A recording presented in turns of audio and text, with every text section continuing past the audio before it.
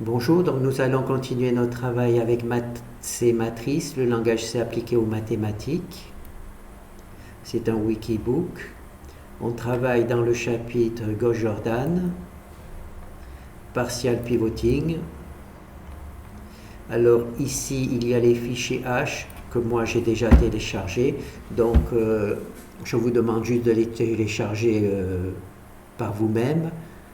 C'est pas très intéressant de voir télécharger des fichiers. Donc on va commencer par le premier exemple.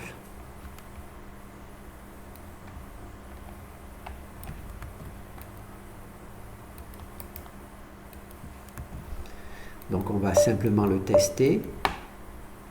Alors là, on a une matrice qui est carrée, c'est-à-dire qu'elle a 4 lignes et 4 colonnes. Et B est un vecteur colonne, donc on va le résoudre, ce système. Alors, on va utiliser Octave pour vérifier. Alors, le système ici, si on regarde le système, on a bien les mêmes valeurs ici et ici. Donc 39, 16, 18, 46, 67, 77, etc. Donc là, on a utilisé une nouvelle fonction pour résoudre ce système. C'est Gauss-Jordan partial pivoting. D'accord? Maintenant, on va simplement neutraliser cette fonction. D'accord? Oh là. Oh là là.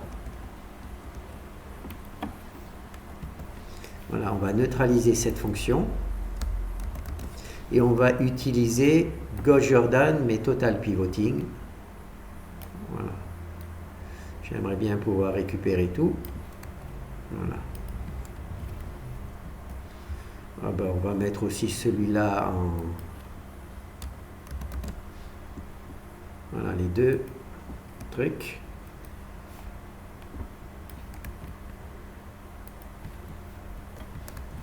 Et donc là, ici, on va mettre total pivoting, un T, et on va supprimer le yes, puisqu'il n'y a pas de yes dans cette fonction. Là, on supprime aussi le yes, et on met un T ici, d'accord? Voilà. Donc là, on va vérifier le total pivoting. J'ai conservé ici le résultat que j'ai eu avec le partial pivoting, et on va voir ce qui se passe, d'accord? Donc là, c'est exactement la même chose. Simplement ici, au lieu d'avoir la fonction partial pivoting, on a la version total pivoting. Et en fait, on obtient exactement les mêmes valeurs. Quand une matrice A est carrée, on obtient exactement les mêmes valeurs avec la méthode partial ou total pivoting. D'accord? Alors, moi, j'ai introduit la fonction partial pivoting parce que quand la matrice n'est plus carrée, la total pivoting ne fonctionne plus aussi bien. Donc là, je vais fermer Octave. Alors là, je vais faire le deuxième exemple.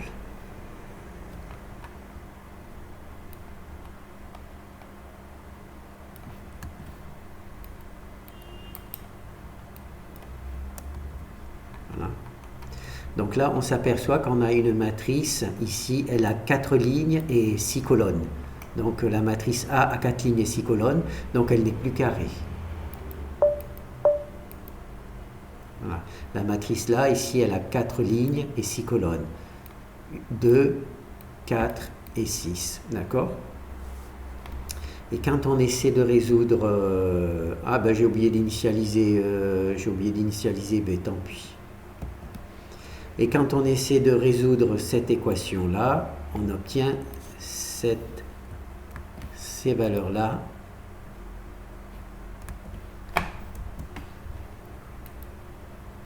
Oh non, c'est l'inverse. Voilà. Voilà, on obtient ces valeurs-là. Donc 1, 3, 1, moins 3, 1, 1, c'est bon. 4, moins 14, 3, moins 14, 3. 1 ici, 1 ici. Moins 37, 4, 5, 6. Moins 37, 4, 5, 6 et 0. D'accord? On obtient pratiquement le même chose qu'Octave. D'accord? Alors cette fois-ci, je vais mettre Total Pivoting. Donc je vais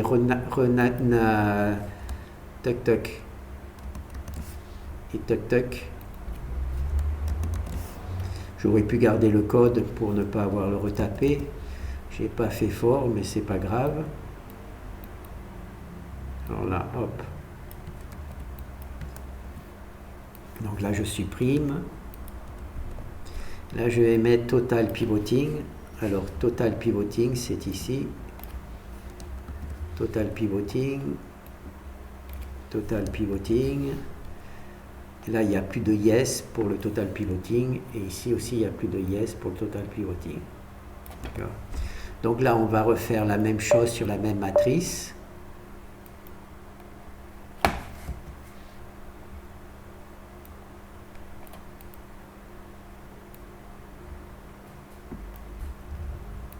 On va faire la même chose sur la même matrice et on voit que j'espère que j'ai pas modifié. Ah non, je l'ai pas modifié. Et on voit que ça n'a plus rien à voir. D'accord? Les valeurs sont totalement tout est déstructuré. D'accord? En total pivoting, il n'arrive pas à mettre comment ça s'appelle? Le truc ici. Comment on appelle ça? Éventuellement, il faudra essayer d'étudier la fonction pour voir pourquoi cela ne fonctionne pas. Mais toujours est-il que, au moins dans cet exemple, le partial pivoting donne bien le résultat. Par contre, le total pivoting ne donne pas le bon résultat, le même résultat qu'Octave. D'accord? Donc ça, c'est déjà une chose de vue. Donc c'est pour ça que j'ai introduit le partial pivoting pour obtenir le même résultat quand la matrice n'est pas carrée. D'accord? Donc là maintenant on va voir le système compatible et incompatible.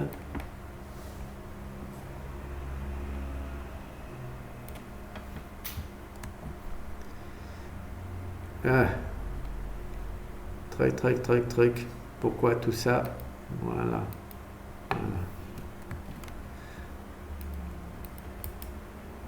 Tout sélectionner. Donc là, on va voir un autre type de travail. Donc là, on a notre matrice.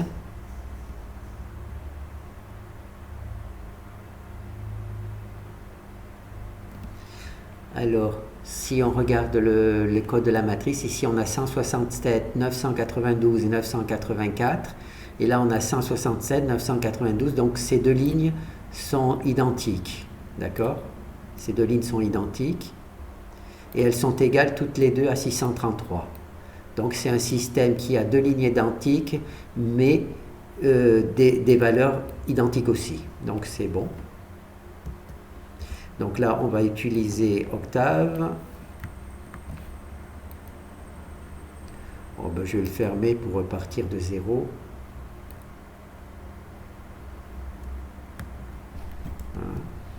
Donc là, on a donc notre matrice. Là, on voit qu'il y a deux lignes identiques, complètement identiques, aussi bien au niveau de A que de B. Et naturellement, cette ligne-là devient toute zéro. Alors, on va voir si on obtient le même résultat. Voilà. On obtient exactement le même résultat avec le langage C et Octave. D'accord? Il y a une ligne qui est zéro. Le système est consistant. On peut essayer un autre. Voilà, j'ai essayé d'avoir un système, voilà, là il y a deux lignes qui sont nulles. Si on étudie le voie, là on voit que ces deux équations sont identiques. D'accord? C'est pour ça qu'elles sont nulles. Ah, il y en a même trois qui sont identiques. Les trois sont identiques. Celle-là, celle-là et celle-là. D'accord? Il y a trois lignes identiques. Donc là, on va récupérer cette valeur-là. On va la mettre dans Octave. Et donc, on va avoir ce résultat-là. Et nous, on obtient... Hop. le même résultat avec Octave, d'accord? On obtient exactement le même résultat avec Octave. 50-45, 50-45, 61-86, voilà. Avec les deux lignes qui sont nulles. Donc là, c'est le système qui est consistant. Donc on ferme. Il y a un dernier exemple où le système n'est pas consistant. Le système est incompatible. Donc on va faire un petit exemple.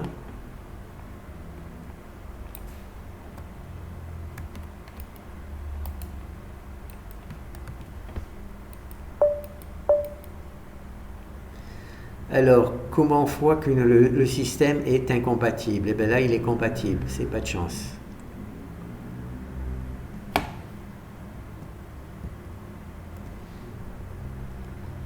Le système, il est incompatible.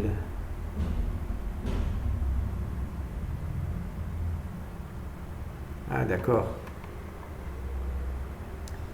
D'accord. Alors, comment on fait à voir que le système est incompatible? On voit ici qu'on a deux lignes identiques de A, d'accord? On a bien deux lignes identiques de A, mais le B, pour la première ligne, c'est 657, et pour le deuxième, c'est moins 154, alors que les coefficients de A sont sur ces deux lignes identiques. Donc il y a un problème. Je vais le récupérer ici.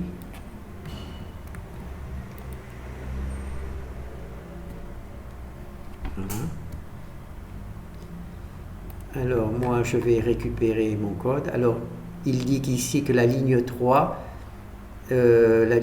ici, il y a une erreur en effet, hein. On a 503 est égal à 0. En règle générale c'est pas très mathématique, voilà. Tous les coefficients de A sont égaux à 0 et les coefficients de B sur cette ligne il est égal à 503. Donc la ligne 3, le système est inconsistant. Donc j'arrête le programme. Si on regarde par rapport à Octave, on a exactement ici les mêmes valeurs, 19, 19,35, 18, 18,35. Simplement ici, il y a 503 et ici, il y a 1. Je pense que Octave ici, il met le pivot à 1 et 0 au-dessus du pivot. Alors que moi, à partir du moment où il y a ce problème-là, où il y a des zéros d'un côté et une valeur de l'autre, moi je préfère dire que le système est inconsistant. D'accord? Donc on va relancer, on va voir si on peut avoir un autre exemple.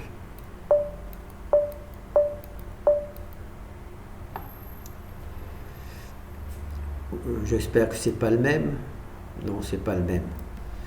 Donc là, on va récupérer le code.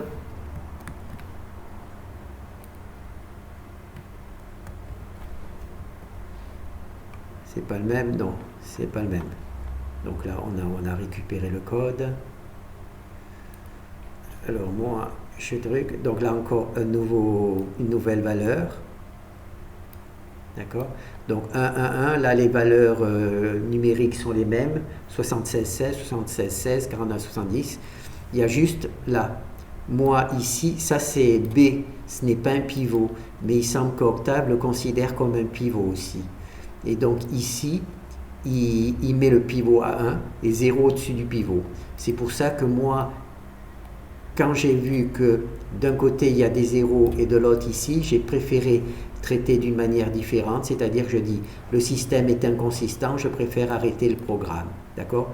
La ligne 3 et la ligne 3 est incompatible. Pourquoi? Parce que 0 ne sera jamais égal à 621. D'accord?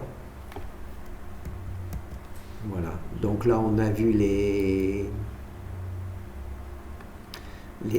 4 fichiers. Alors je vous ai montré ici, donc c'est une nouvelle version, le partial pivoting, où l'on travaille uniquement sur une colonne pour choisir le bon pivot, d'accord? Alors la premier exemple c'est une matrice carrée, on a vu que total pivoting et partial pivoting donnaient la même valeur. Ensuite, ici, on a vu que quand la matrice a plus de colonnes que de lignes, a plus de colonnes que de lignes, le total pivoting ne fonctionnait pas. Par contre, le partial pivoting fonctionnait très bien. Ensuite, ici, on a vu qu'on a un système compatible et incompatible. D'accord ? Le système compatible, ça veut dire qu'on a des lignes entièrement zéro, aussi bien A que B. Et le système est incompatible quand la matrice A a une ligne de 0, mais que la matrice B a ce coefficient non nul. D'accord ? Donc là, on a vu les 4 trucs. Et ensuite, on va étudier les fonctions dans une autre vidéo. Merci.